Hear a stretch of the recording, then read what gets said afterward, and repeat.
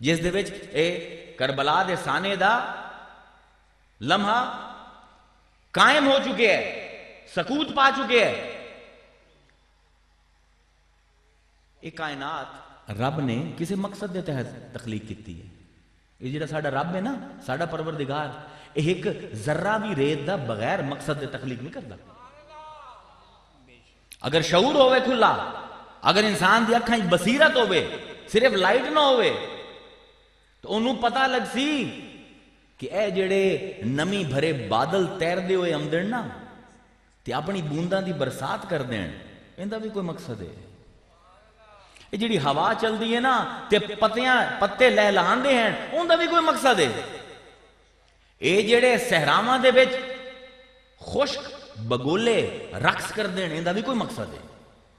اے جڑی سمندر دے وچ سطح آب تے موجاں رقص کر دین، اندہ بھی کوئی مقصد ہے۔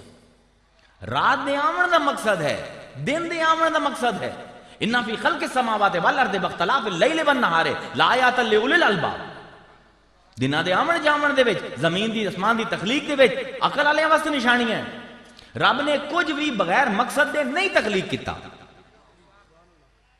اگر ایک ریت دا ذرہ بھی بغیر مقصد دے تخلیق نہیں ہویا کہ اشرف المخلوقات، کیا یہ بغیر مقصد دے تخلیق ہو گیا اس سے؟ کون ہے انسان؟